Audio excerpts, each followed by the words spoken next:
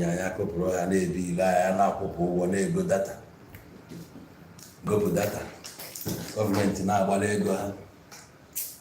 Nigeria nwere every reason to survive.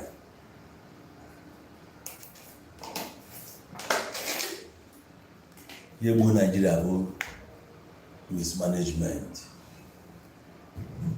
Nigeria amnya nwanne makwa ego ole Nigeria na-ebunye MTN. Imagine no gọọmenti na-enye ya. Onwe ofu ihe dị na gọọmenti anyị na-arụ ọrụ.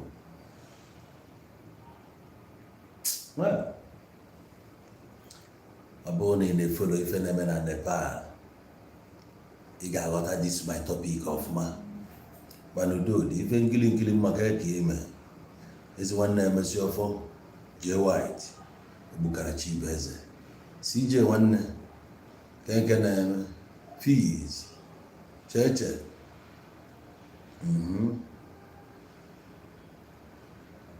akwezuwa nwanne m ekenecha m unu. Well, anyị nwere much time. Ife abụ ka akpọ okwe n'ọnụ ọgụgụ etu o si wee dị. Ọ bụrụ na ị na-anya efu etu gaanyị si wee na-amaba n'ụlọ mamọ prime minister fadị ebe a eje na-ebupụtasị ọwa na-amụ ya ọkụ na-esu everywhere ọkụ. Mana protest niile eme n'ife niile a na-eme n'obodo a ebe niile na-akpọ na-azụ azụ. Achọrọ m anyị na-esi ife niile ama ebe a ka anyị ka anyị butie na Biafra ebe ahụ afa akpọrọ Biafra ka anyị kụzie elufa one or two things kpatara na ị na-agwafa. Enwere ibe dị na Bible ọ sị for our weapons of warfare is not in carnal. Agha na-ebu abụrụ agha egbe na mma, abụrụzi agha na-ebu na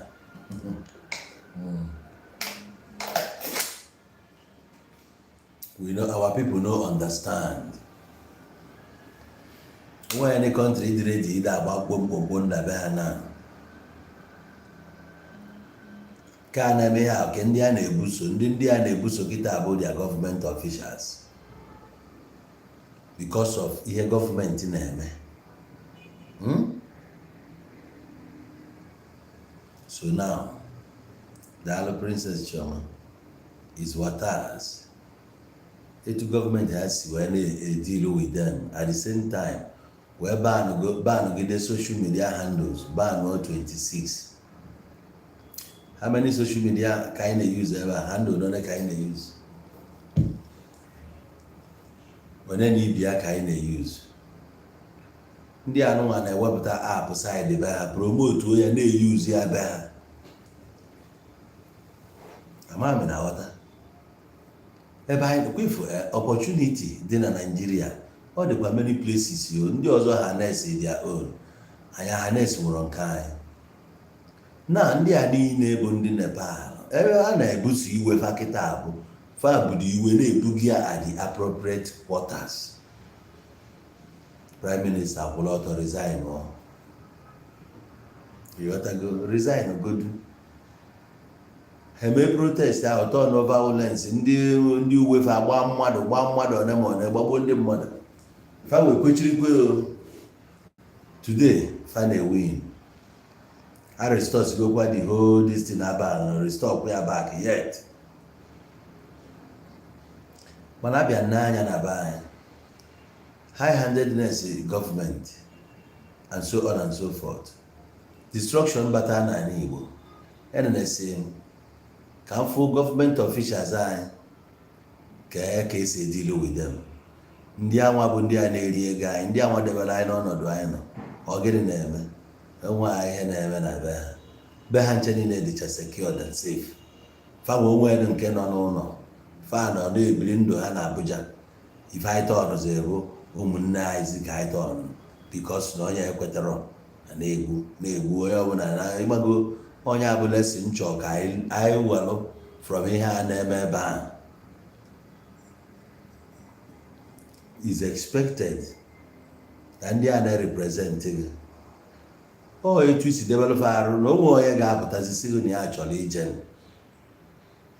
otu anyị na-afụ kịta na Anambra steeti anaghị ka anyị nwere elekshọn gubernatorial election na-abịa ị ga-afụsị ndị ga-amapụtasị ana ndị a na-apụta bifo ị ga-apụta na ị na-aja echi ị ga-enenenụ mmanụ ha sincere edi and how willing edi to go and fight for your people. Ị ga-enene onwe gị ọfụma maka na ịtụgharị efu na onye nke jere eje na eke esi wee diilo wit nyanwa iwe gbakọ ma ị ga-eje ibe abụrụ ife ị ga-ewepụta ego wee na-asụ ụzọ si ndị mmadụ bịa ka atụnyelụ gị akwụkwọ iwere ego na-eme ndị mmadụ n'iru na bịa were 5,000 gị nwa 1,000 kedu ife ị na-ekele ego ị na-eke anyị ego ka anyị kwado ka ije nwụọla anyị ọnwụ ka ije nọchitela anyị ọgụ nya ka ị na-ewepụtazili ego fọ anyị nwa kwesịrị iwepụta ego nke anyị sponsor ọgụ. Yes, the electorates bụfa ga-ewepụta their money sego bịa n'iji agbaghị ọgwụ ebe na ebe a chọbụ gị bịa ji alụ ha dị ya na onye ọbụla ga-abịa ịtụlụ gị akwụkwọ. You know why? O nwere ife a na-akpọ credibility. You are trusted. Fama na ije na that parliament na ị ga-ekwute ọnụ fama na ije na that seat as a governor na ị ga-anụ akwa famelụfa 1 or 2 and iwu mekọta na ị ga-abụ nwa amụ n'ogbe ito n'ogbe ị ga-abụ onye nke ọ gị ma na Abuja amụghị na Abuja ito na Abuja gị na ezinụlọ gị na Abuja ikunye isi na Nigeria House of Rep ụwara na agbanwe onwe onye ga-atụnyelụ gị akwụkwọ bikos na onwere onye mmadụ ọ bụrụ na isiro n'obodo a enweghị ife ị na-abịa ka represent ya ndị obodo no then wee banye na-emegidere wee manovagide wee banye dị ya ọga anyị na-anya fụ na ife ị na-eme abụrụ ife anyị dinyere gị anyị apụta buso o nwere n'irizi mmadụ ga-eji banye n'ime ọhịa si gị na ọ nọ n'ime ọhịa na ọ na-eche gị nche onye ka ị na-eche n'ime ọhịa onye gwara na ọnwụ ya egbu ndị n'ime ọhịa ọ bụ hapụ nke ime ọhịa a eriena m nri erigo m nri kedu ebe ị chọrọ ka m pụta kee ka isi chọọ ka ndị esi apụta n'ọgbakọ ebee ka m fụrụ ọkụ m ji wee ayọn akwa m ebee ka m fụrụ ọkụ m ga-eji wee ayọn akwa m so ọ dị possible na m agha dị ka mmadụ pụta enwere many places onye Igbo nwụrụ na-abụrụ sọ n'ime ọhịa ka ọnwụ na-egbu anyị ọ na-egbu anyị n'offices ọ na-egbu anyị different places lecturers anyị na schools nọ na-adị schools ọ na-eme na-adị na be anyị e protect iwu ụmụnne anyị from the lecturers ọkwa parents na-eweta ego wee na-send the awards there I actually protect onwe anyị in so many areas. Ịghọtago kedu ka anyị si onye si n'ọsọ n'ime ọhịa ka anyị si wee protect anyị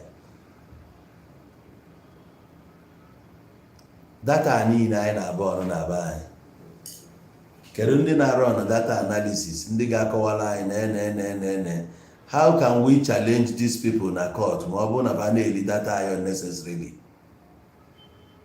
onwe steeti anyị si n'ime ya na-enwero State House of Assembly ọkwa anyị nwere ya anyị nwere ndị nọ dị ya ndị na-emela anyị iwu ka anyị mana iwu emere ka ebe a ga-eme ya interpret kedu ndị ga-akọwara anyị all these things ka anyị sure na anyị dị protected here and there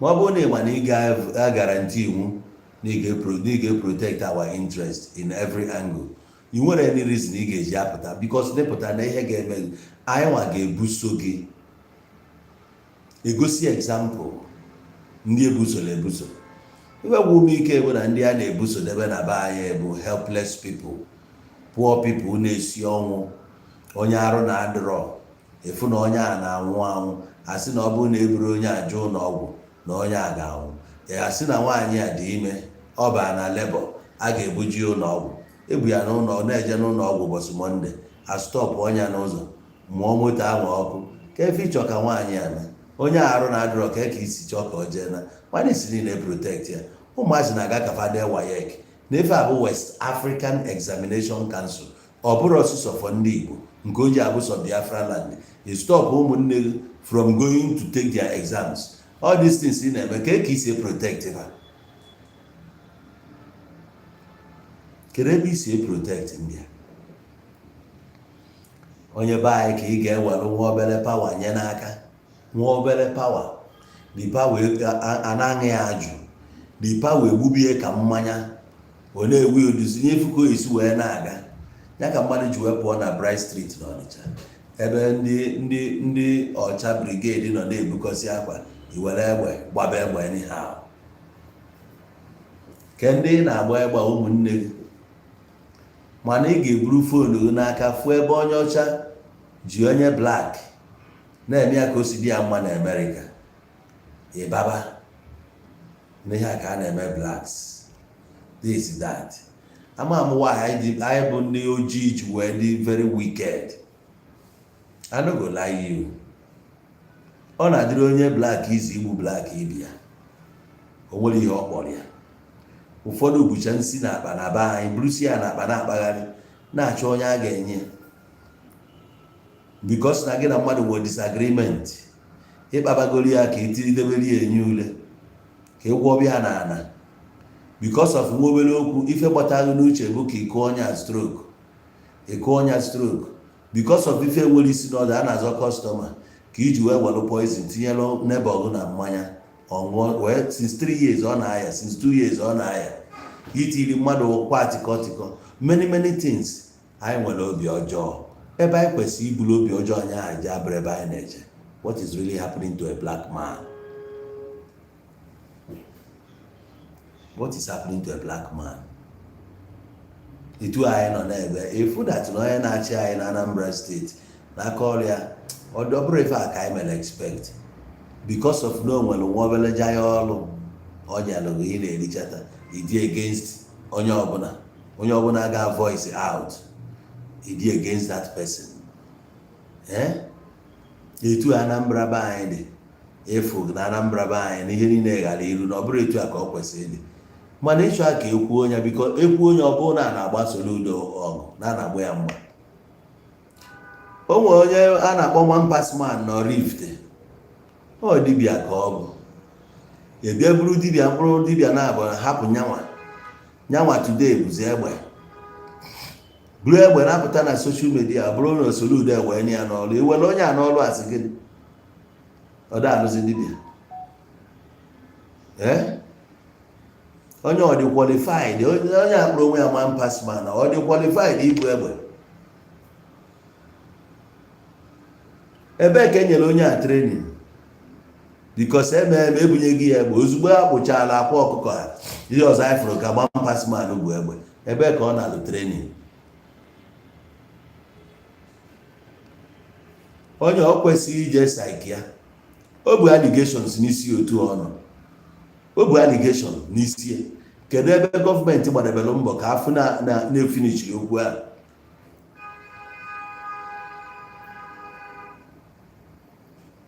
anyị nwa bụ otu ahụ ya nwa bụ kedabịa mampasman bụ egbe na onwe onye kwuru against him na ị ga-afụkwa na oge esi n'azụ achọ ka esi wee jee lụka that person. Ọ ihe ọ bụ gọvanọ Anambra steeti si na ọ bụ na fachụsịa ndị oke ite fachụba ndị ji fake certificate efu na most of ife a na-eme ebe a bụ a planned ọrụ ha dị selective na-etufa si achụ crime. Ọ bụ na achụọ nke a na ọ ga-emefe affect in one way or the other egbuwa alụ that side face ya another side. Ihe niile a bụ egbe ọnụ ga-asị na a na-echek ndị America ndị a na-afụ they are not qualified they handle egbe. Ndị a need the proper training proper orientation let me tell you. Ndị a ga-abịasịa na occasion achọ ịpụ release bụ egbe n'elu ife anwa gịnị ka o mee anọkata na-agba egbe tụa kedu ihe a mere? Esi etu agba ya na mba niile dịzi ya etu a ka esi agba ya. Just na-ebu irigo pump action, iyiri black and black, iluzuo onwe gị, onwe ezighị ịma na ị nwere ike ịnọ ebe a na-akwamozu, ị na-erelizi egbe n'elu. So at your age, ịma na egbe a nwere ike mistakenly tụọ mmadụ. At your age, ịma na that gun sound a, ịma na ya dachinwu mmadụ ntị. At your age, ịma na o nwere ndị nọ na akwamozu a ji ụmụazị n'aka, ụmụazị na-aṅụ ala. Ịgba egbe a, ịma na chọkụ a nwere ihe ọ na-eje eme n'isi ụmụazị a. Ha enweba that capacity ka fa nwee ike, assimilate the sound, ma ọkwanụ absorb all the sound. In fact, can be very small. Ị na-erelease egbe anyhow ebe ndị mmadụ nọ. How about onye na-enwe BP? Oge ịgbara egbe ọma na egbe a na-abịa, ịgba dị egbe, sound ya alone nwere ike ume efepịa. Unu na-emesi omume gosi na unu ka need training. Unu can from far beyond or behind. Ije n'ụmụ countries a ihe na-arụ ọrụ. O nwere ndị reason iji agba egbe. Kedu ihe ị na-agbala egbe for? Na be anyị eji egbe eme show. Ka ịghọta sense ndị a eji egbe eme show. Nigerian police Nigeria ji eburu police force Ghana bụ service. What service? South Africa etu aka ọ dị, ọ bụrụ force.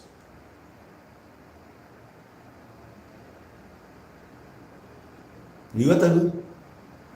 Bịa na nke anyị polisi eburu AK-47 ma obere okwu gị na ya yi ụgbọala. Abịa fọmụ sia security na steeti. A security man ebughiri egbe. O chefuo onye abụ security. O chefuo onye abụ vigilante. Ndị nwa ha sigoro na protect ka ị nọ were egbe na-akụ harassment ebe ha nọ. Apụta nnọọ kwụrụ ọtọ na-agbagbuo mmadụ one ka ị ya eje kọlụ family ndị a na. The same way otebe aka afa jee n'ọba gbaba egbe mee ka o si dịfa mma, dara wonge humiliate ya, dọkasị anya akwa gbaa anya ọtọ mee ya ka o si dị ya mma, eje na-apịta ọkọ the case, na-apịta ọkọ isi n'azụ, eje na-eme damage control. Ịpụta n'iru akwụkwọ ebe a na-akọghị eli, ị na-enye ma 10,000 asị gịnị? Train unu ndị a ka ama etu esi aga with people. Iwu abụrụ na ndị a bịa na a na-ebukọcha ihe ndị mmadụ.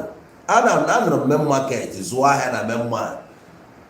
Anụrụ m na nọmba 30 Haruna, nke a Haruna Street, nke a Sokoto Road, nke a Bubida Road, Moore Street fa okwenyi na ndị otu ya gabazia Johnson fa na Igbo ga-agbazi okirikiri na. So ka ị wee ghọta na mmadụ zụrụ ahịa na main market abụ iwu na ị ga-anọ na gwongwuro wee bụrụ na main market. All these environs, even Chinese, ibe a niile onye ọbụla, ibe a Seven Road, ibe a bụ otu nkwọ. Amami na ghọta na etu a ka anyị si n'ọdị onye ọbụla maka esi azụ afịa dị a. Ndị a na-abụfasị na White House bịa, ha na-arụ anyhow, ana o nwere ndị na-ebutu ọrụ n'isi. Etu a ka esi na-ebukọsi ihe niile ejezi a na-agbara agbara n'aka ha. Onye a bịara n'ọgbọ ọgwụ mgbe a na-asị ọ bụ ewere ego onye ndị a, VDM si ọ bụ ewere ego jee nye ndị NAFDAC, ọ bụrụzie na kọmiti ozi the crime. Ngwaahịa ndị a na-abịa ebukọrọ, ha na-ebu ya ka ha yuzuo ya? Mba, ha bukweri ya ka ị bịa gbara ya agbara. Ọ bụ ịgbarazie dịtị na ọ bụrụ na kọmiti ozi crime. Chetakwa vidiyo m mere oge eme. O nwere etu anyị si eme ihe anyị asị ndị Igbo. Ife a na-ebu ife a most times bụ warning. Ife tinyesiri ego a bụ na ịkwụọ this morning gboo n'ọnụ ọfụọ m ofu na-arụ ịkwụsị ime ya. O nwere point nchọ ka anyị pick edi ya because ebe m video concerning ọgwụ ọgwụ ama m ife some people kwu. Alright? Na a na-abịa ibu ngwa ahịa a na-ebu. Ị na-abịa some people ga na-agba ọsọ. And ị na-anya ifu na oge a na-agba ọsọ a. Ege ntị.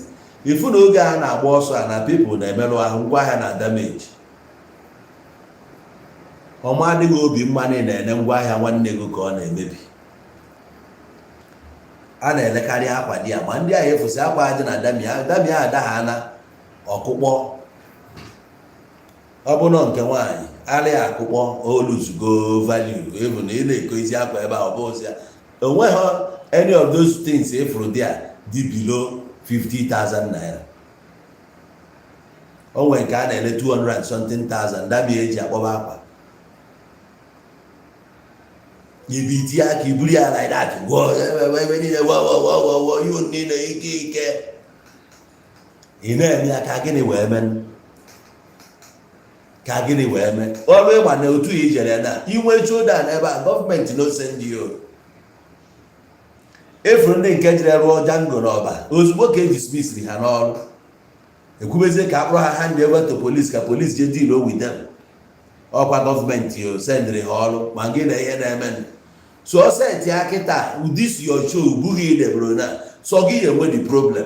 Otu ịgbagbu mmadụ, family anyị gbagbu mmadụ can never go against government. Nke nwa ka ha ma which na ọ bụgodị na ijelu nga ijesi ya nga gaa ntị na o nwere reason m ji wee tinye Nepal. O nwere ife nna achọ ịkọwa. Ọ bụ na ifolu na-efolu anyị ka ị na-aghọta. Ọ bụ na ijebe dị nga jesia dị nga ịpụta, onye family a nwere ike ọ na-agba akịgharị gị. Some years later o nwere ike bịa for you. Ọ gba eje for gọvanọ na-achị mgbe ahụ nke o ji eje ka ihe. Ọ bụrụ ọrụ gọọmenti ị na-arụ ya egwu uche ka a na-agba. Bụ na-abata ị na-ede kwụrụ ọtọ eluzuo mmadụ 4 akwụrụ ọtọ nwa. Black man, wickedness black man on a fellow black. Mana ifu onye ọcha nwụba, onye ọcha gbọgwuwo ịkpa, onye ọcha ebere wọchị ya ga-edebe imechi ọnụ, ọ na-akparị gị. Na Catholic Church obere nwa dị 15 years ka aka mere sent nke nyaa.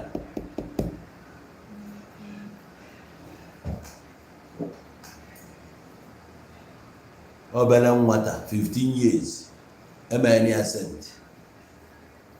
Ụna adụrụ ọkwa kadinarị nze nọkwa ruo taa emenwu ya pope. Unu ruo ebe ahụ na-akpa nwụsịa voice ya out. O nwere ihe unu ekwu nke a metụtara onye ọcha, ọ na-akpasịa egwu na-atụ unu to speak out. Nwere ọ bụrụ a fellow black man ibe gị kọgere jee n'ụlọ ụka gị jee kutuo rọbichi ahụ ịkpụrụ ebe ahụ ebe onye ọcha zodere onye ojii ọkpa n'enyi ụmụ mugu ka nchọta ya ka ekere fon na njem life ka ọ dị. Ama na nchọbi ebe a na-aga m afịa enwere m that picture.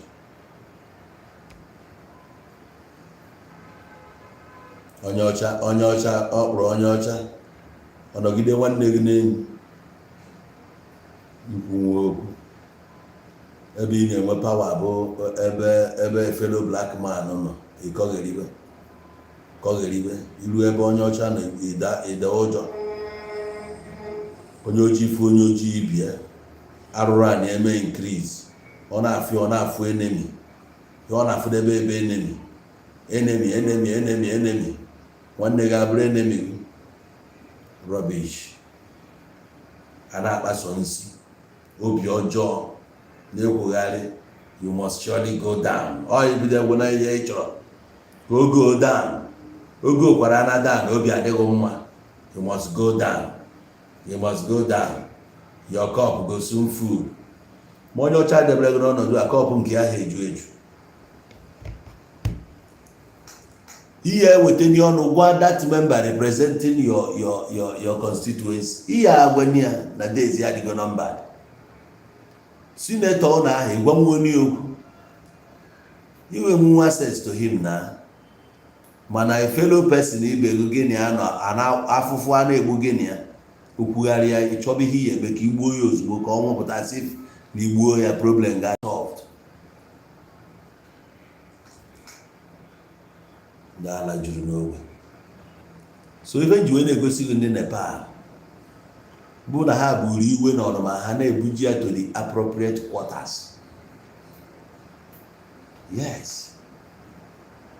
Ha na chanel ebe kwesị chanel ya. Gị nwa bụ onye n'ebe a na-eti mkpu Biafra.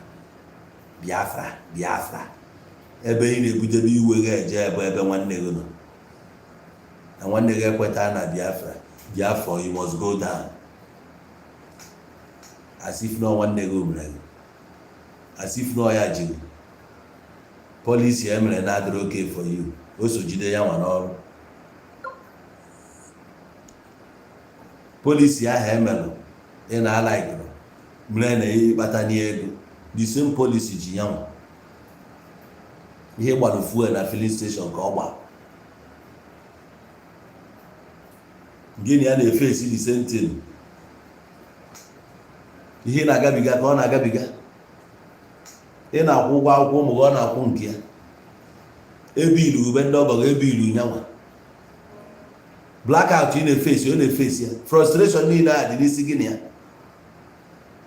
ọ necha anya fụ na ụwa jos buola onwe ya ibu that you can thrive in any sphere mmadụ anọchiri na ibi ụzọ iwe si na onye abịfe dịrị na ọ kweta na Biafra na ala Igbo agha aba gịnị ya ọ na-enego ka inye ya Biafra m inye ya Biafra na onye na-asị ya na ọnwụrị na ọya dị no date udo ya na odo ọfụkwa na inwe a direction ọfụ na ịdịrọ packaged ọfụ na ịmara ihe ị na-eme isi a n'ihi ejidi ya na the same way a na-ekwu na ndị Hausa chọọ ka anyị move forward otu a ka gị nwa si na-achọrọ ka your fellow brother move forward ya wee nyokwue na avenue explore of avenue ọ ga-eji wee break it through eju ọ gwaghị na Monday ka o nwere business esi ya na ọ ya eji nata that business na ọ ga-anọ na this condition until a release Nnamdi Kanu so ọ bụzie na release Nnamdi Kanu life ya kwụrụ stand still ọkwa ya ọ gwaghị na ọ ya ekweghị na ihe ọzọ ị gwara ya bụ you must go down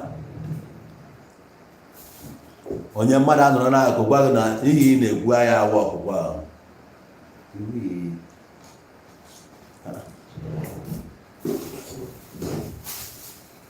gwa ihe na-akọ na ọnwụkwa ibe dịka na na-ego down ị na-asị ya na-asị ọ na ọ bụ mmadụ ka eji ebe na-esi dada ka eji na-esi Mandela o mezi na ndị obodo ha darụzi ọrụ onye ọbụla na-akpụ n'ụlọ ka efu mentality anyị dị so unwise na echiche anyị our thinking anyị cannot miles and miles and miles away from reality millions of miles away from reality anyị ka na-eche echiche ka ndị si from the other century anyị anọrọ na this century na Nepal ife afa na-agbanye film ya na ụnyara anụ ya anyị eji nwa na any of our politicians onwe nke anyị jeje cry ya out to how many cases ka anyị na-ebuga n'offices fa full case na a na-eje n'office fa steady na-ebute cases steady onye ọbụla a nọrọ ọrụ ị mara na ọrụ a ka ebịa ị na-alụ ya ịlụsịa ma ọ dịrị anyị ma ya kwuo na ọrụ a dịrị anyị mma anya laikere ife ịlụ enye anyị chance to say that yepụta ka ị kwuo na ife anụnwa dị substandard ọ bụrụ wahala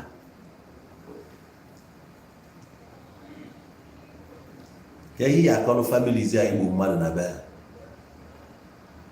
onye ojii ibe m ya gwa ha na accident as I speak to you today na-egekwa ntị ị ga-afụkwa the same people ebe ọzọ fa nọ na-akpa mkpamkpa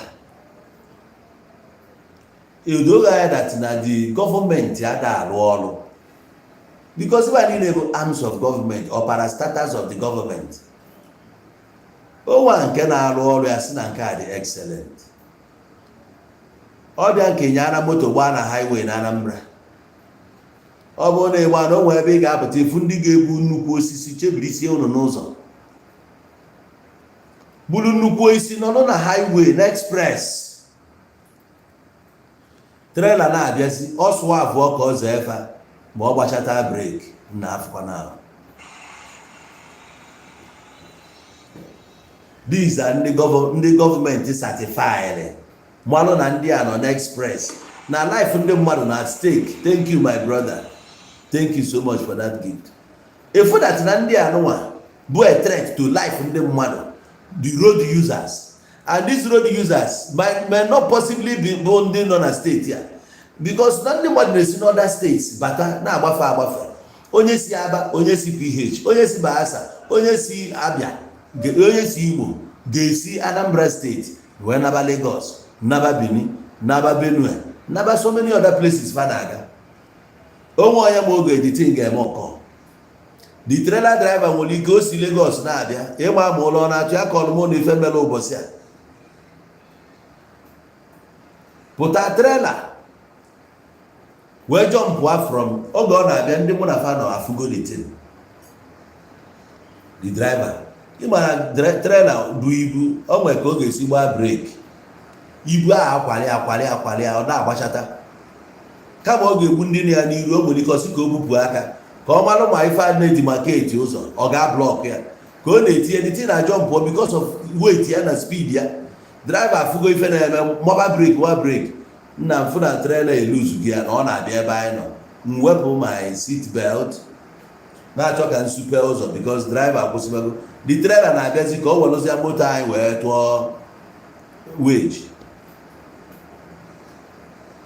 Meanwhile oge m na-eme that travel receive go m call na m dị very careful na m kpee ekpere na m mee nke a na ụzọ si oke nekwa the trailer ka o si abịa nna iri ya jọmpụọ na nke taya ndị si enu jọmpụọ mazia moto blọkụ si ụzọ ndị na-eje eje ma ndị na-ana esisi n'akụkụ wee gafee so oge ọ bịazi oge mfu the boy na-anya the motor I couldn't believe n'onye a motor boy nya conductor ha dị three n'ime trailer a the main driver mgbe accident a mere ebe a ya kụwara ọbara na-apụ ya ebe a but the boy na-anya afụ trauma ọ na-eshake si ya sit down ya donogodo anyị ya dọna ọ ga nke ọzọ ebulu ụzọ dọna anyị ọfụ na nwanne ya dọnogo ọ dọnọzi ya ọ na-echeki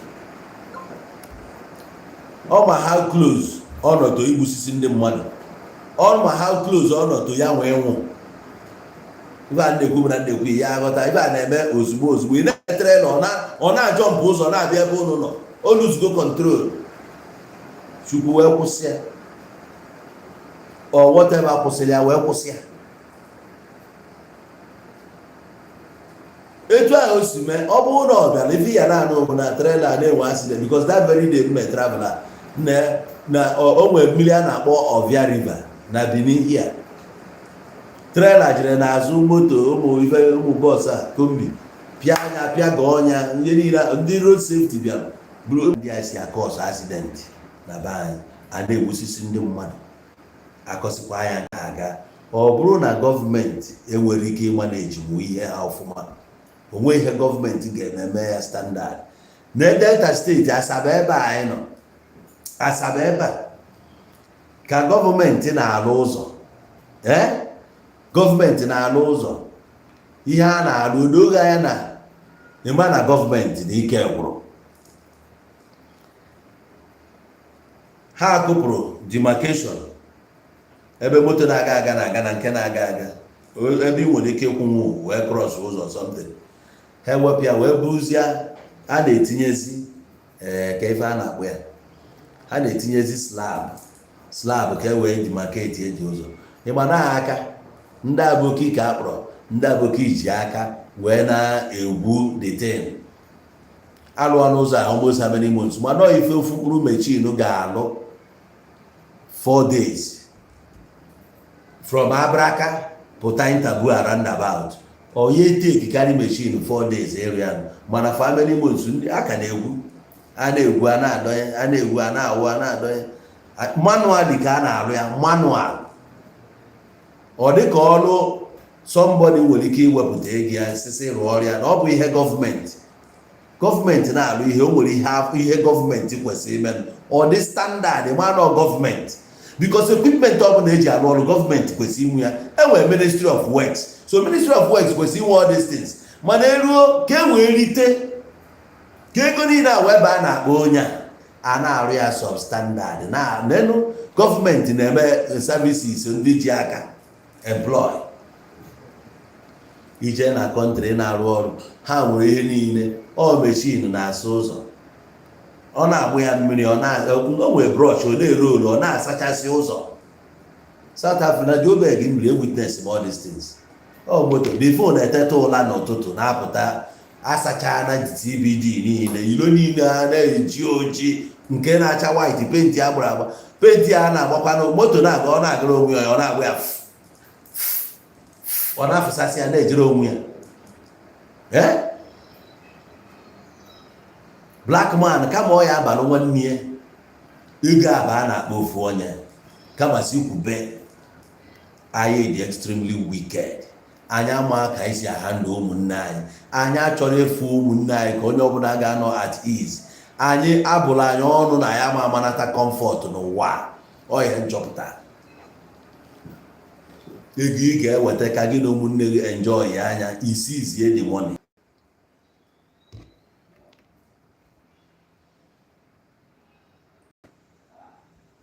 Gọọmenti anyị amaghị mkpa ọ dị ka e nwee osisi n'obodo.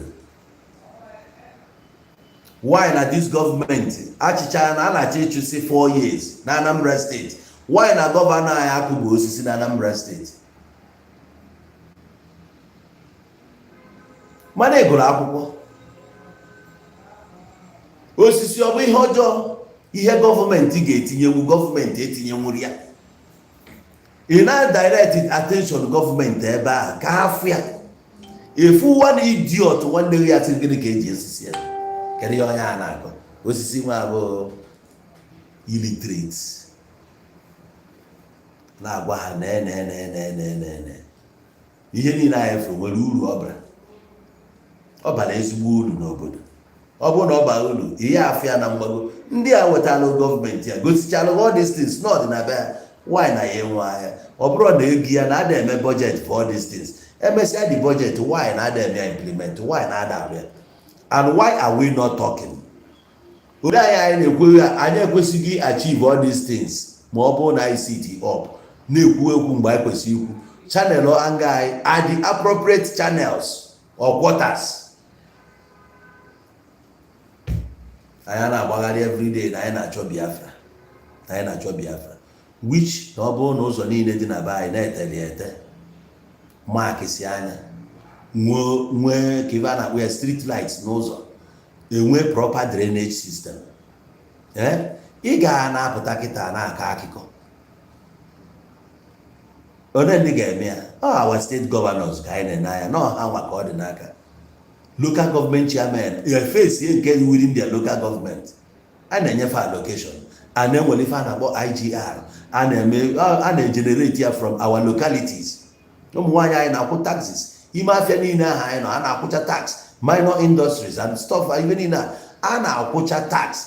Why na ya ma je to our local government je jụọ the chairman what is happening?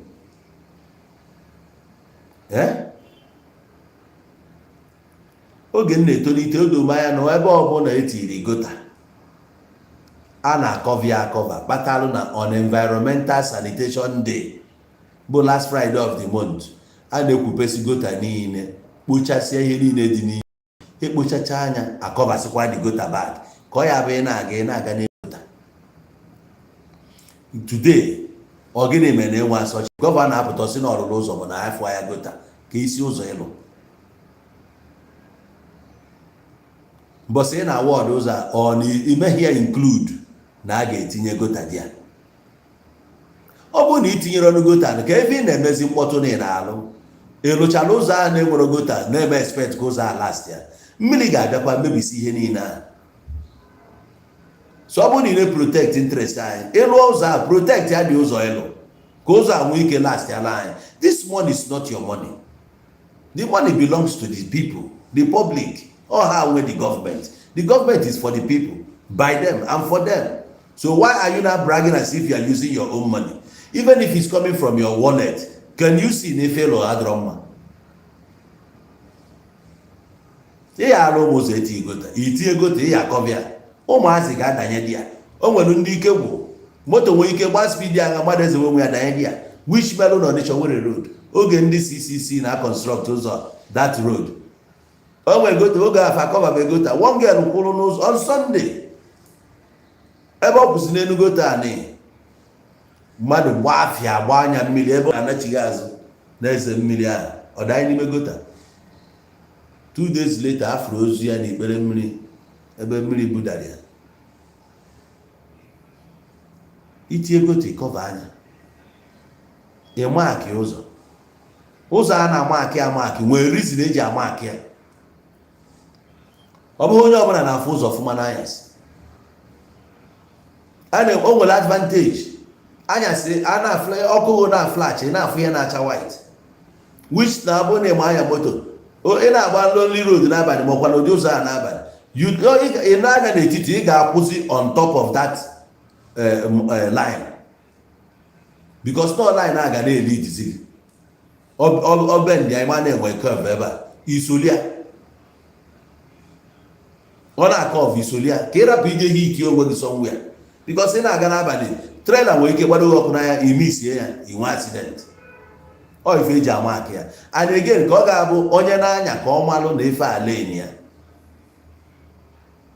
Ihe niile na-anya moto a niile enidi revoke license onye ọbụla ka afụ n'ala ka isi wee dị qualified ịnya moto ya n'anya na mmadụ na-agba na lane ya na service lane ọ bụrụ na onwe moto park n'ebe a kama ọ ga-agba breki ọ force gbanwee ya into somebody's lane jụọ sị gịnị ka ị chọrọ ka ọ na-efa na onwe nọchiri ebe ahụ. Hello, ife a bụ lane is your problem. Iru ebe ahụ ịgba breki this very lane dị clear iwe banye. Ndị nọ na be anyị ebe a sense fa fọlụ rinne enidi na-emepefe anya sensitize them kụzie elu fa. Ọ bụba Biafra bụ ife ị ga-eme bụrụ mmadụ iburu Biafra ahụ ị ka nọ backward omume gị ga na-esi isi hatred ahụ against your brother ka dị there wickedness ahụ against your people ka dị n'ime gị.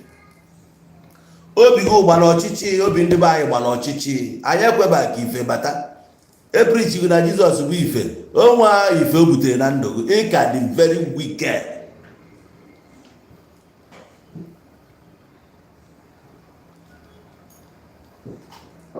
Ekwesịrị revoke every driver's license. Ekwesịrị ịnatụ onye ọbụla anachighị back to driving school. Igbe ebu moto wee jebe na road safety ije ime apply for driver license. Onye nyere authority ịnyazi anya wee jee dị ya igotekwara moto ije were license ịkwụ ụgwọ ife ma gị kwụ ụgwọ enye gị license. Onwe onye na-echeki all the road signs niile onwe nke anyị ma onwe ofu mkpụrụ anyị ma ana ya dị respect ya.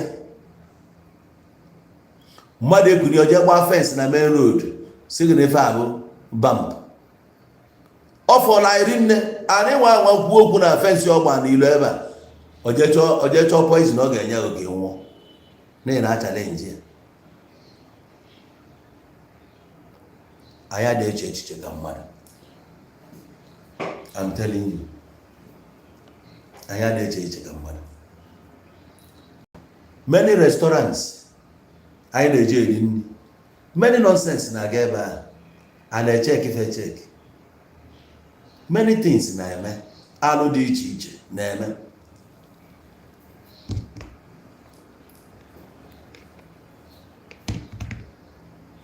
Sorry.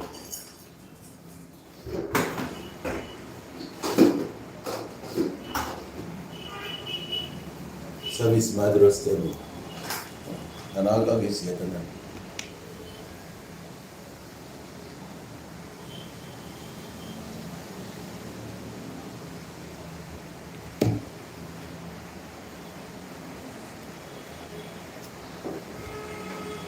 Yene men abide too much. Government have chọrọ ịnwa.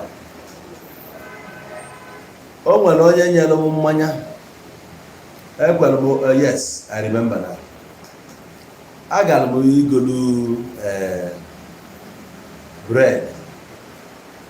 Onye a na-elesi bread. O wee bụ na ọkpọbachala mmanya ebe ahụ. Mgbe Jack Daniels.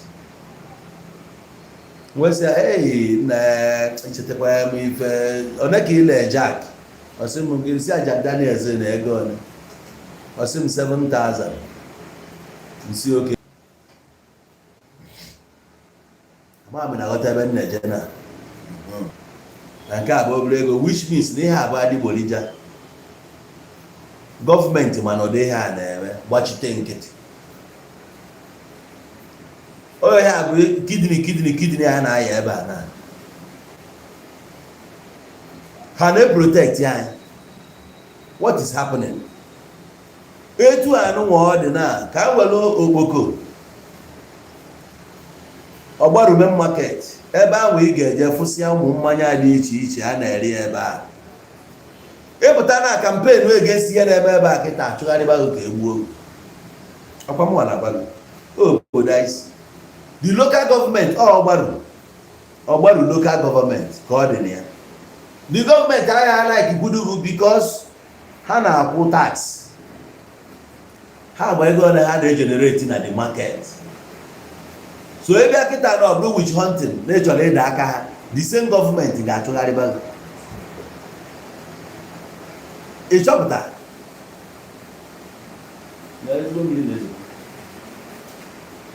the same government ga-achụgharịbakwa. Ụmụnne ga-achọba ka egbuo ogu, mana ihe ị na-eme bụ to save lives. Security a na-ekwu okwu ya nọche n'ọsọ nke ndị bụ egbe, nọche n'ọsọ n'ime ọhịa ndị Biafra ụrụ maka nna ajụ. Unu afụgo in many areas I need the security. In so many areas I need the security. Anyị arapụ ihe anyị kwesịrị na-ekwu jee bụrụ egbe na-agbagbusi ụmụnne anyị jee nọrọ n'ime ọhịa si n'ọsọ against Fulani herdsmen. What about anyị wee isi n'ime ụlọ anyị sụba ọhịa dị? Ụmụnne anyị na-ejeje kechie nonsense bubata. Ụmụnne anyị na ebe a na-emebi businesses ụmụnne mụ na gị. Onye jee tụbata ezigbo ihe, onye ọzọ jee kechikọọ ya rụọ fake bubata, mebie your brand, mebie everything concerning you. Anyị na-achụ Biafra. Anyị qualify ibe. As long as I can adulterate businesses ụmụnne mụ na gị, anyị erugo oge handle onwe anyị. I can need education, proper education. It's not going to university. I need demand education. I need it. About certificate ya soludo na-ekwu about. About that one.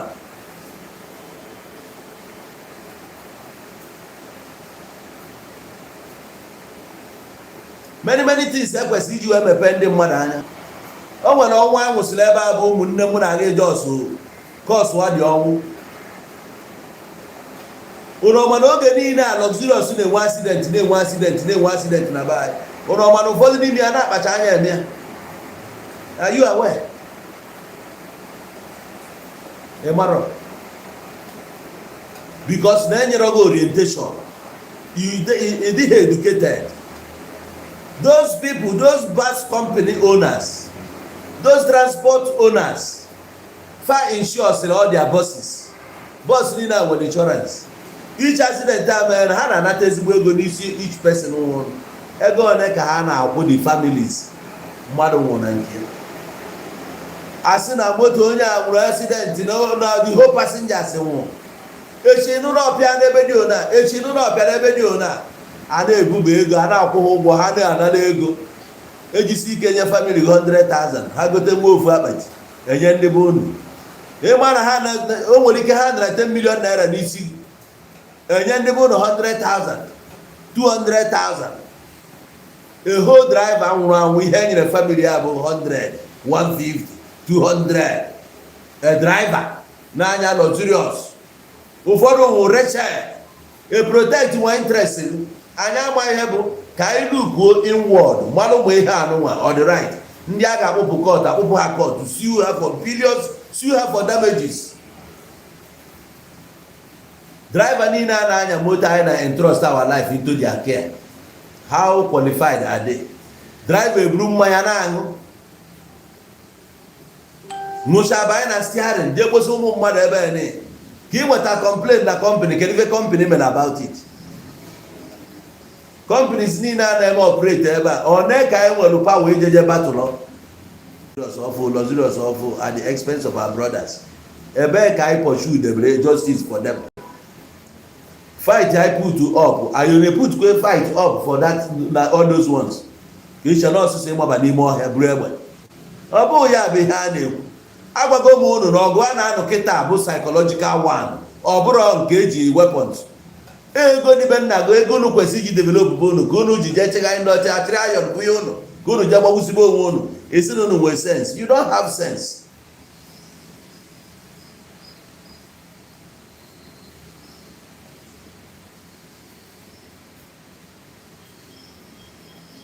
You nwere ya? You ghọtago? O nwere onye na-ede comment. You went to woolly wood and failed. Nke bụkwara woolly wood and ka ị na-refer to ọmụnwa ka ị na-refer to efail ha ma ọ bụ na ọmụnwa ka ị na-agba maka anyị ma na-agwa gị ya I didn't fail in Nollywood. How many years ka m nọ mee travel? Ejire nka m nọ n'ebe a mmadụ na-ebara ebe a blow. Ọ bụrụ na ọ bụ akara aka gị, ọ bụrụ akara aka gị anaghị afụghị na ifelu ijele ebe a move on. Ebe a tire destiny m na nje na Nollywood ọ bụ na ọ ga-ana ma ya survives. O nwere ndị jire na that Nollywood ahụ ifi na ha aka ha dị important taa, aka ha dị popular today even though no mere Nollywood. So I never failed. Ebe a bụ my stepping stone. Ebe a ka m develop mgbadoro ọkpa before m wee climb higher. Ije ruo na South Africa today, ije na films niile emere eme ma ifene ma ọ bụ na efuru afa m ebe oge aka ya si na m felu ejekwa represent ya zata ọnụ m dị a ama m na-aghọta. The most watched soap na South Africa ma ọ bụ na enwe bụ soap, the most watched one a na-akpọ Generations efishogom ya. Yes, so I never failed. Oge njire na Nollywood, you don't know me, and today ịma onye mbụ so abụrụ m a failure. Oh na I never failed. Ejelu m ebe ahụ prove kwe point make a mark move. Who would have believed that a poor boy like me ga-abata nwe ebe ahụ nwe ground? You got to go. So yeah, for me it's a failure. Abụrụ m a failure. But I never failed. Even when mmadụ fail, we need onye a enweghị ọchị. Onye abụ na onye a fail. Ma every day from na anụma agbọgọ. I never failed. Onna try ya ka ilugodu stage ndụ n'ụwa ike na-echi. Otu anọ na ụsụsụ akpụkpụ nyi n'ọba kịta is worth 300,000. Abụrụ m a failure. Cheka ngosi ya. Ụsụsụ akpụkpụ nyi n'ọba. Look here. Susu akpụkpụ yi n'ọba is 300,000. Ọ na bụ onye na-azọ 300,000 n'ọba na ka ị na-akpọ inferior. I nwekwara sense ịmakwa ihe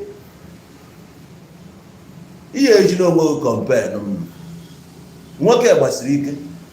Sisu ugegbe anya mkpu n'anya asị makwa ihe mkpu n'anya iche na ọgwụ egbe ụmụazị kịta sịrị ebute ị na-ekwu okwu anyhow ihe agwa nwunye ya.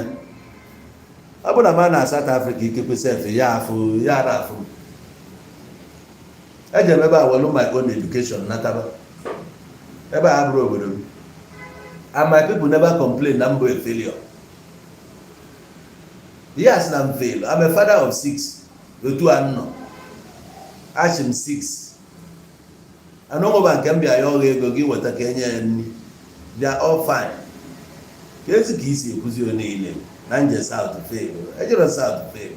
Eje South jee wele venture obi udu ome ekwu ikwu ome ya bụ na nnọ today.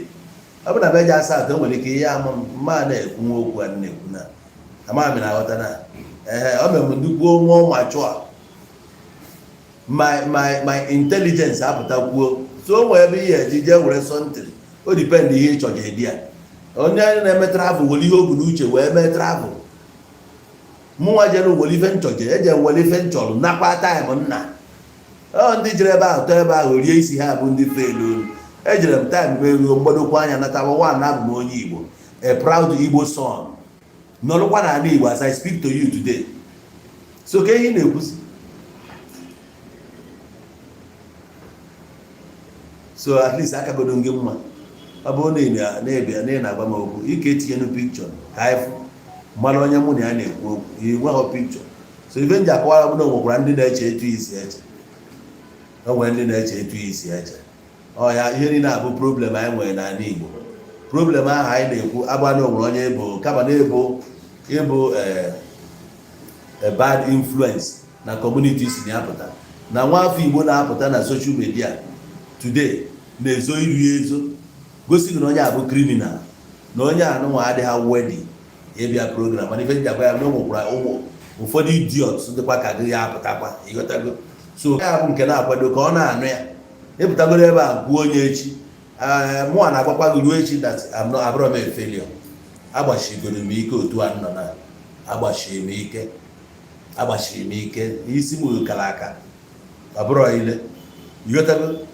So iruo gwa ndị ahụ gị na ha nọ that place na m ụgba na n'ebe ịbụ gị fe otu ị nọ n'ebe ịbụ bụ ezigbote idiot nya akpa amụ. Thank you. Daalụ. Attention, ama how many days na anyị na-esi ike ya enyego m gị ya. Onwe ben na self even in your community onwe set m na your community ga-akwụ ebe m wee chọọ ka anyị bra gị gba afa community ka anyị check anyị nidi ije eje gba afa community isi ka m mara ọgbọ m na-ada be nna gị ga-akwụnwe ebe nkwụ ebe ka isi pụta ifana ewe ebe isi ebe osu ebe ha anụ elu ebe ha anụ anị onwe ihe pasta onwe ihe echi enwere ike atụtụ ime gị na mkpuke onwe ebe ama ebe isi pụta ụwa nwere ike bụrụ na ebu nwa onye agwọ ịmapụta ike obi tinye pikchọ ka anyị na-afụ iru gị anya emere bụrụ na ụmụazị mgbe etiwa prison isi ebe a pụta iwee nweta data wee bịa ebe a na-akọghị anytime ọ bụla m kwuru okwu Biafra ịpụta ka iti ihe ọrụ ma ọ ka ịkọ rubbish amakwa n'iso na one of the idiots anyị na-agba mbọ ka anyị koghepụ brain unu ka unu nwee ike na-eche iche ka mmadụ. There are so many ways eji liberate ndị mmadụ. Somebody like you bụ onye nara anyị n'iyi the very day ị ga-eti n'ụlọ teta full reality ịma na Igbo na-ewin kwe na-aga n'iru onwe ya dịtị na ọbụla mmadụ ga-akọ ka m kweta na ị ga-sideline afa Igbo my true identity ka ị sideline aja weta afa m ama ebe osi ka esi na ya ga na overchado m ka m kweta na m ga-anọ under that name. I will never accept it and I'm ga-enyekwa reasons why that I will not accept it. I am more than enough as Igbo. Igbo dị over 100 million. I am more than enough to equal onwe anyị ma anyị sị na anyị chọrọ ịnọdụ onwe anyị. We don't need onye a ka anyị wee no. Ọ bụrụ na anyị etorugo oge ya anyị ekulukwe down. Anyị ekulukwe down na-achọkwa ihe anyị na-achọ. Mana o ruo nke ka afọ Igbo anụnwa ka ịpịa gbuo ya jee weta egoro dị one nke a suggest ka ihe jee weta ka Igbo nọrọ under it. It will never happen. That will never happen. If you go self before you do anything, afọ Igbo ga-akwụ n'ọkụ. Ihe sọrọ ọgụ na-achụ any selfish interest or whatever interest ị na-achụ onwe afa ga-supersede nke Igbo a. Otherwise anyị anọrọ ebe anyị nọ mara nọ Nigeria onye ọcha debere ya anyị anọrọ ndị Nigeria asị ya ga-ewin na Nigeria asị na oge develop na be unu mgbe abịrịba na-edevelop Nigeria eje ebe a stop ọnya. They are doing their own thing quietly na corporate na-emere onwe ha their businesses. Nke mụ na gị na-eme business anyị na-eme ka anyị si eme ya before eme anything anyị were ego anya ukwu pụta na ya ife bụ mkpa gị ka ị mara capacity onye a ka ị mara onye a o mee ka ị na-ego ọ ebe a ka anya gị dị kama anyị ga na-ebiud ihe anyị na-ebiud ị na-amagharị imi ka ị mara onye na-eme ọfụma na onye ahụ eme ọfụma na-epụta isi na azọ interest mụ na gị. You are not fighting our interest. Anyị chọọ interest anyị ebido n'ụlọ anyị aza our place sachapụ unyi na atịtị ndị anyị na-arụ anyị adị ọcha then onwezi ọbụla ị na-ekwu anyị na-ege ege.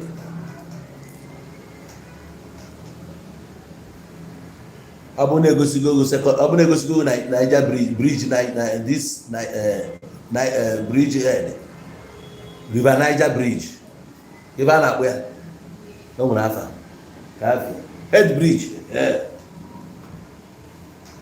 ọ bụ na egosiri gị oge a nụrụ ọgụ Biafra mgbe a gbajiri that bridge ọkwa ndị Igbo gbajiri the bridge gbajie ya with a reason ife eji wee gbajie ya bụ ka ọ dịrị Nigeria Army difficult ịcross ta. So the only way ha ga-eji ga-abịa bụ through the waters and ha feel ha nwere the capacity ịbatụ ha n'ime mmiri. Mana efu the picture today o nwere message ọ pass destruction bata etu esi gbajie the place efu that picture and so many other places a na-capture nwụrụ na pictures like on ndị ọcha na ya esenu the picture mgbe a na-ewepụta.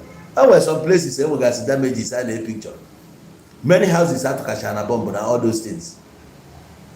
Emechara ebido n'isi na reconstruct obodo wee megide wee ruo ebe ọ na-abịa ka iru kịta na-ede afụkwa another destruction na-abịa which enweghị ya internally whereby na mmadụ ga-ekunye oje mụọ obe mmadụ ọkụ si n'ọsa bụ ka ọ bụ ijesu obi ọkụ na-agbasi ụlọ ndị mmadụ ọkụ ma ọ bụ anọ gọọmenti officials ịgba ụlọ ụmụnne gị ọkụ ka village ahụ esi ya arise ifu na onye ji onye na ji onwe ya you couldn't manage yourselves. Gịnị ka a na-azọ? Even in a family couldn't manage themselves. Ha na-agba fence na-separate na-etiwe onwe ha. Why? Enwe ha agreement. Onye ya ekwe ma agwụ ya obi ọjọọ.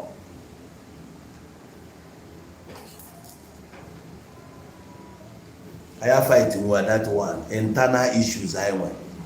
And you preach about love among ourselves, how we can unite each other. Aye menwa aye bukri iwo na iwo no obi ojo ai na ndị a bịa stop the killing of twins. Ngini mere ha stop wo obi ojo ji ndị bai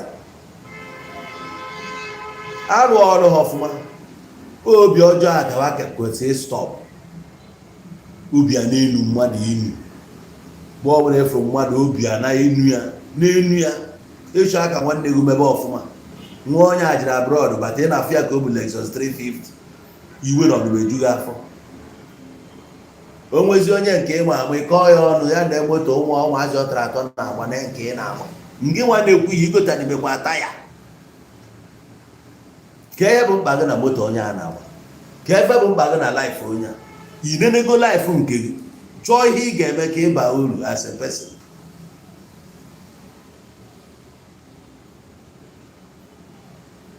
Ihe ebe anyị na-adịrị anyị ebe anyị na-find ebe ọnwụ dị ebe ihe ya egbu mmadụ nke ka esi maka destroy ya mmadụ ọ ya ka ndị dibịa mapụtara ihe bụrụ ebe mkpa ha bụ onye anyị atụ n'arụsị onye a ga-egbu ya bụ ihe a na-advertise nke ga-aba uru ino ga-advertise wee ihe bara uru ga-epush mmadụ na-aba n'ibia.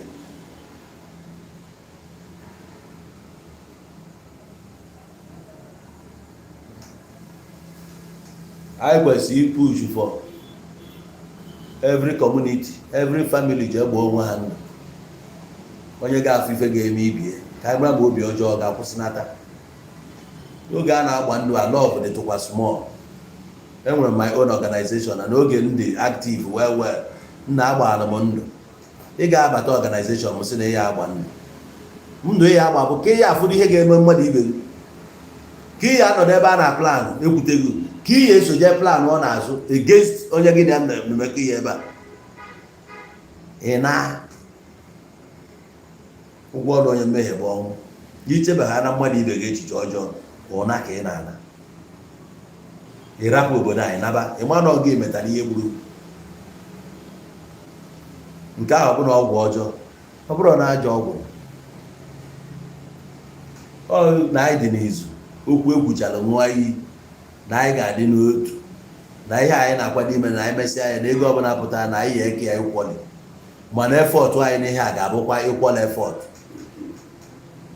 ọ bụrụ na anyị mana ọ ya bụ ịkwọla efọtụ edifine ọrụ financial member onwe ya gbasara na marketing jos nye anyị ego a iweta ego arapụzie nwoke ngị nwa with your intelligence and your network ngị nwa ya emela anyị marketing nna ahụ ngị nwa ife ị ga-emela anyị everything electronic work dị n'ime ya ọ gị nwa ga-ewe puch ya delegate ọrụ onye ọbụla dị serious na nke ya afind ahụ wanting na nke the penalty bụ ihe ahụ emere agree na ụbọchị a ga-eke proceeds na a ga-deduce a ga-deduct from nke because na inyere ya 100%. onye rụọ orie ka agbọghọ si agba egwu ka aka si egwu anya akpa brotherhood ọ bụrụ ihe anyị kpa wee bido families kita tisas because na enweghịzi ụdị ya anyị bịara in the name na anyị na-eje ụka enweghịzi justice ya anyị na-achọ bụ peace can never reign in the absence of justice. Justice ya efu na dị swift ọnya na guarantee na a ga-enwe peace, harmony and acrimony. mana ọ bụ na justice adịrị ọwọkrụ why ga-eji ga spare onye because na family a ji ego i spare anya akpụrụ mmadụ je tii na nga esi n'azụ kpọpụ onye anyị enwe idea nwe ekwuru anyị ga-eje n'ụlọ onye ahụ anyị ga-ajụ ya ese yes ọ ga-akọwara anyị ọfụma anyị nwere such body na fight for ndị na-enwere ọnụ ga-ekwu okwu ka ihe anyị gbara mbọ nwee bụ ndị ga-ebu egbe na-akwụgharị na-anọgharị n'ime ọhịa na-atọrọ ndị mmadụ na-eje di ya. Enwere many people na-enwere voice, nobody is speaking for them. anyị enwere such office ọ bụ na anyị na-achọ freedom why na anyị enwe freedom of speech? Some people kwuchara okwu and they suppress and never intimidate in our communities. Kedu ihe mere about it? Nepal na-aka akụkọ Biafra ka Igbo nwe ugwu. Biafra nwere identity bụ Biafra. Ị na-force ihe niile na force. Kedu ihe bụ Biafra? Kedu language Biafra? Kedu ihe na-eme wee mara na ebu Biafra? Mmeju wee na-achụso ife na-enwere isi. Ma nke nwere isi ebe ọ bụla nje ekwu okwu ama na nke a bụ Igbo. Mme omume ọ na-eme ka ndị Igbo. Nyi akwa ihe a bụ akwa ndị Igbo ka oyi.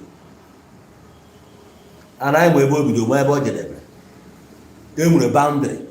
Even government recognizing the boundary. Na ndị a bidoro ebe a jedebe ebe a Igbo bụ ebe a ka Igbo bidoro jedebe. Ụmụ onye na-emeghe attack any day anytime because na-esi n'Igbo onye Igbo. In on the safe side, the proud n'Igbo onye Igbo because all the nationally recognized. Enye respect, enye honor, na-enye slot in the government.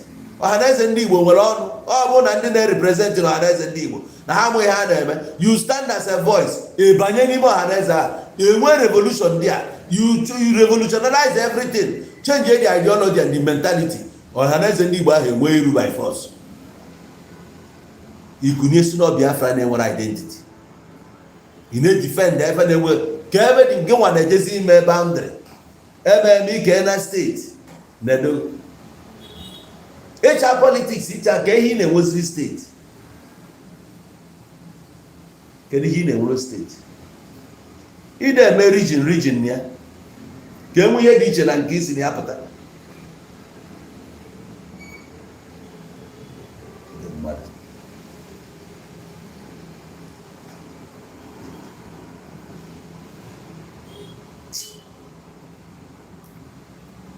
Ya bụ na kwefu ala Igbo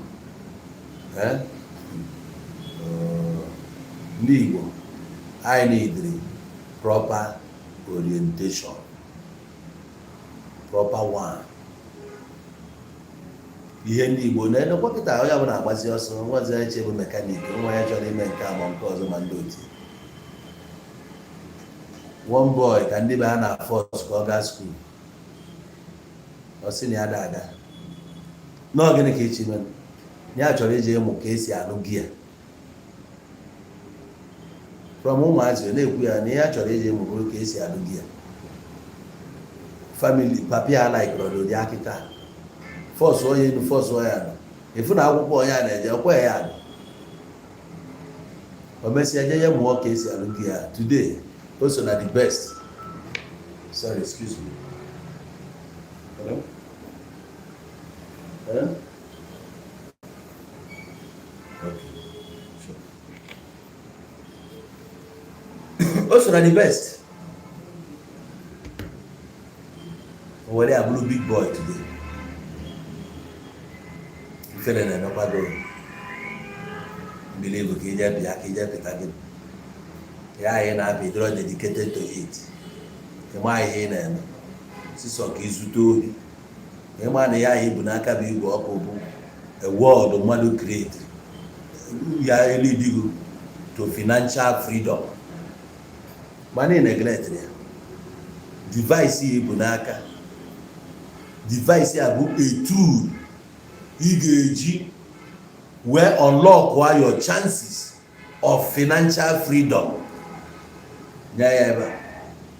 Onye na-enye gị the orientation. Who is there to educate you? They will not educate you. Gwa gị ihe ha contain. The education a na-enye bụ nke banye n'ime ọhịa ga-eburu egbe. Ga-eburu egbe. Uche na oburu egbe ka ihe a. Onwe egbe ka ihe a.